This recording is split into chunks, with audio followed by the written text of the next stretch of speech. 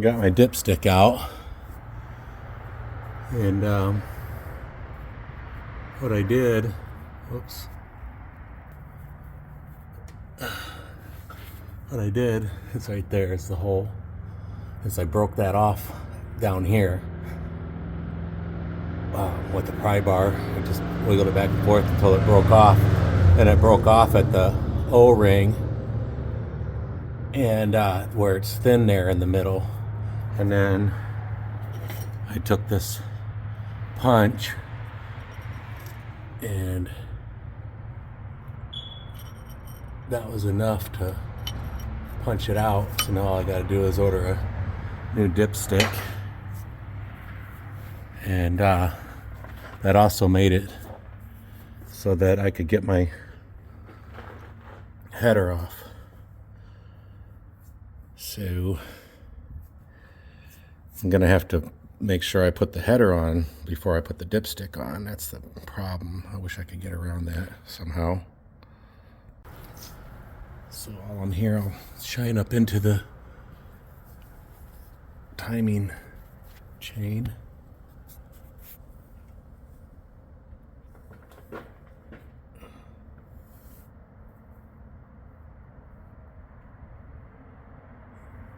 You can see the guide right there. That's the driver's side.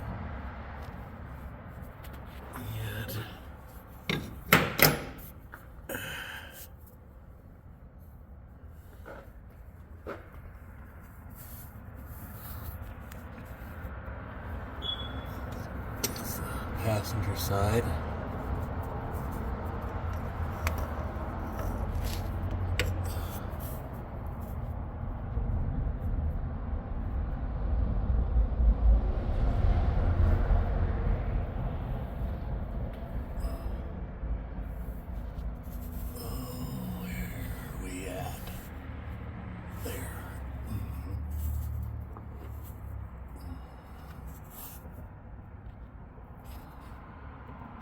See the guide there too. Timing chain looks good.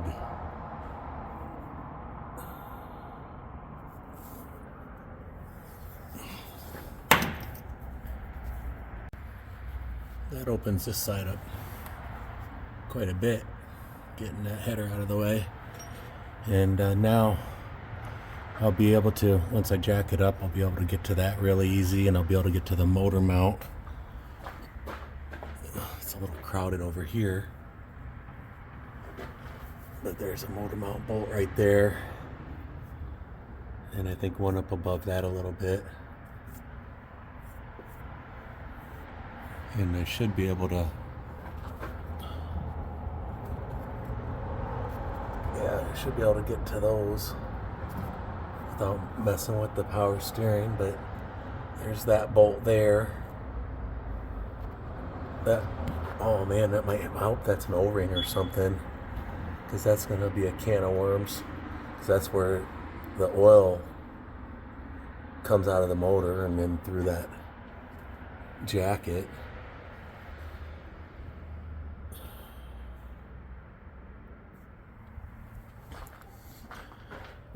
And then there's another bolt right there. The motor mount bolts are there.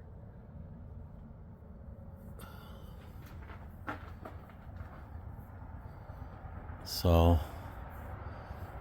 I think this exhaust is out of the way enough. But that's as high as it goes because that exhaust pipe is hitting on the fender well or something. But that'll be pretty open after I get that just that motor mount out on this side. Okay, I bought 2 Harbor Freight engine bars, and I've stacked them together, and then I had these bolts with the angle iron welded to them laying around, and I put the washers and bolted them together. And that one's a little bit shorter on that side than this side. It angles down a little bit, but I thought about putting a spacer there, but then I was like, why? If it's gonna work, it's gonna work. So it's sitting just slightly unlevel, but I got these chains on the intake right here and right there, and I had to be careful not to mess up that sensor right there. And then I got these straps. These are 500-pound straps as backups,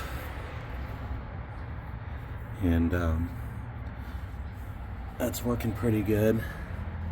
This side is as high as it can get because of the header. This side could probably go up a little more, but it doesn't really need to. So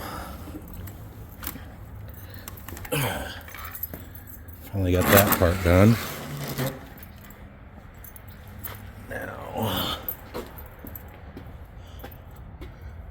Now I got the shim out of there, and I got the shim out of there, so I just got to start taking this stuff apart. Turns out that this here is not the smog pump, it's the AC pump, so I don't really want to disconnect it, even though I don't think it works. So I'm just going to leave it hang right there, and that leaves room to get up in there, I think. I hope, because I got to get up in there to torque these two side bolts. I might have to disconnect the hoses and drop this thing all the way out just to get it out of the way. That's how I'm getting to the two front bolts on the motor mount. I had to get up in there with my hands because I couldn't get an extension on there with the big impact, and I'm not going to put a lot of torque on this cheap ass Milwaukee ratchet. So this right here is the last bolt.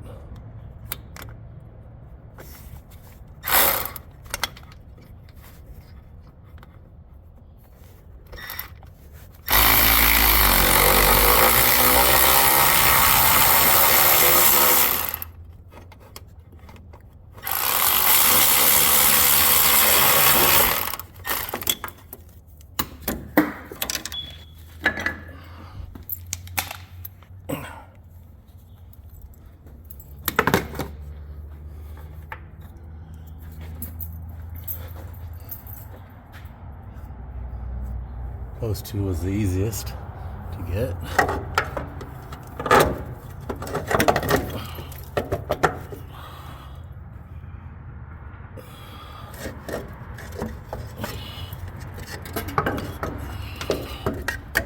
Alright. That side should be clear enough to get all the bolts out and hopefully torque them back down on these bolts up here in the side of each one. There's one up here.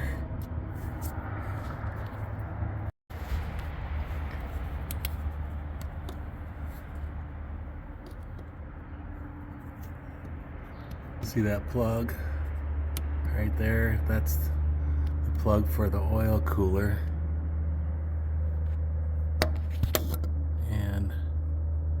You can see the oil cooler there is going to be a pain in the butt to figure out how to get out. Got to get those two motor mounts out. They go all the way through the oil cooler. Hopefully that's all that holds it. And there's maybe an O-ring or something on the end of it. And then there's a bolt right there. So that's 3 bolts that I know about.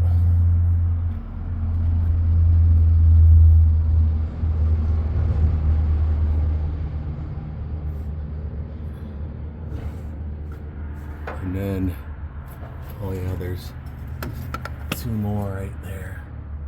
So that's 5, bolts that I know about so far.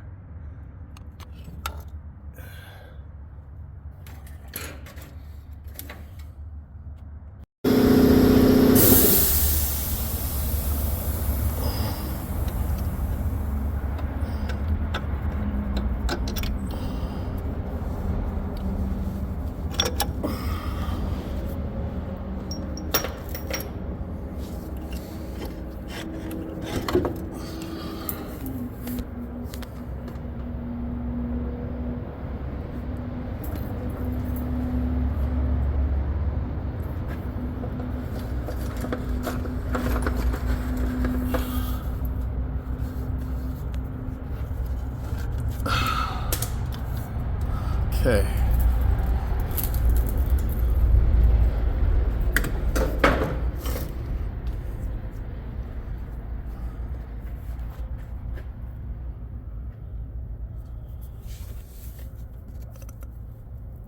There's a hose connected to it.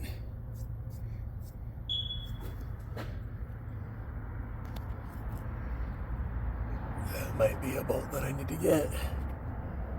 And there's another one. My gosh. Those are gonna be just as hard to get as the rest.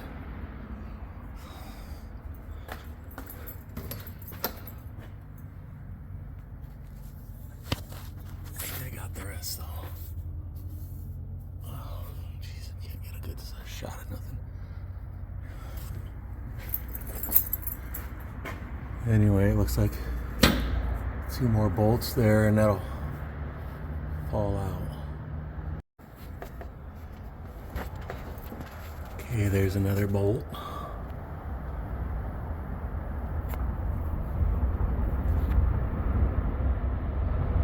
It disappears, right?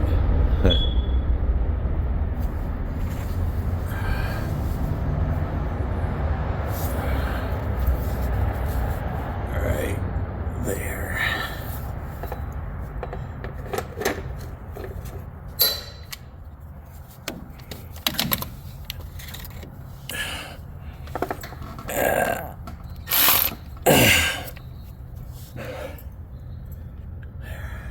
It's right there. That's the one. That's the third one.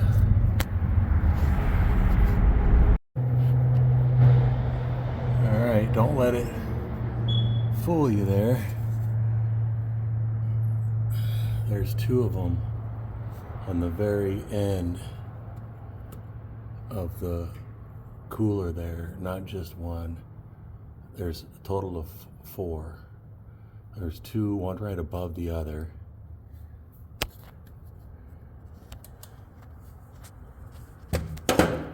And it's really hard to see, but there's 2 there. Maybe I can get a view of it later, but okay, I got it to drop out of there. And there's the bolt that I couldn't find. It was tucked up in there where you couldn't see it.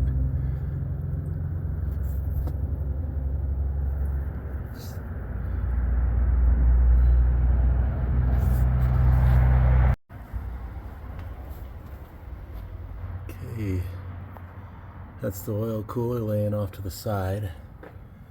There's a nice thick rubber gasket there that looks like it can be reused. And I'm not going to disconnect it from the radiator hose because I think I can get away with just leaving it lay there, zip tying it out of the way.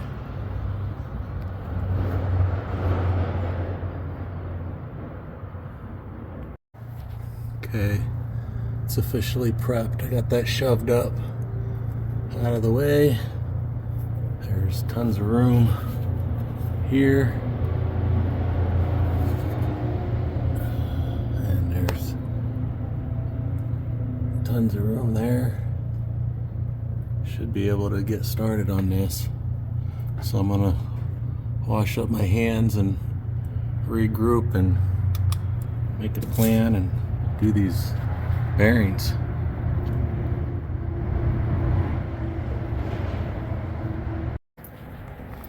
I went ahead and measured these, and they're all the same, 0.073. Up on the edges, they're about the same too, depending on how hard you push when you measure. I figured they're 0.73 all the way across and all the way around. So I don't know if that's the right thickness. So when I go to do one of the rods, I'll probably pull one off and measure it just to see what the ones I bought are. This is number 5. That notch there is on the driver's side, and the top one is also on the driver's side, and it looks pretty good.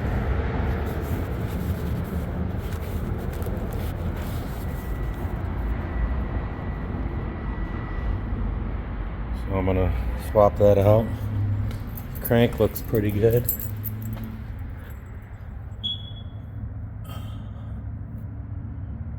So that's not a problem. I'll get that little screw and crank the motor over and pull that bearing out.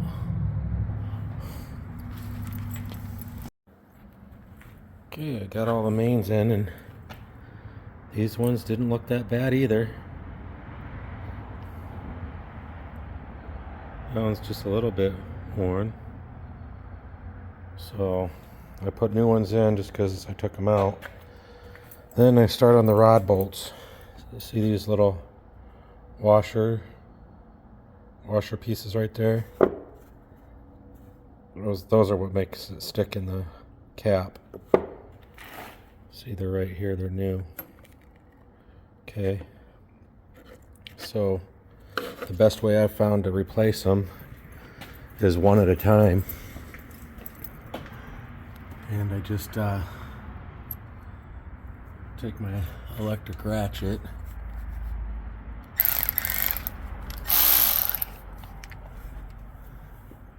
see here, which ones did I do? Oh, I have to adjust the motor anyway, but you run it out with the electric ratchet, and then it catches on that washer, and then it just kind of eventually pulls itself in the washer out, and then you just run another one in till it's tight, or like until 20 foot-pounds or whatever, and then run another one out and just keep going. If you take the cap off, it's kind of a pain in the butt, but if you don't take the cap off, it works pretty good. Okay, I got all the rod cap bolts replaced, and it's getting a little late, so I'm gonna quit for the day, and tomorrow I'm gonna look up all the torque settings and start torquing these down, and it'll just be putting it back together.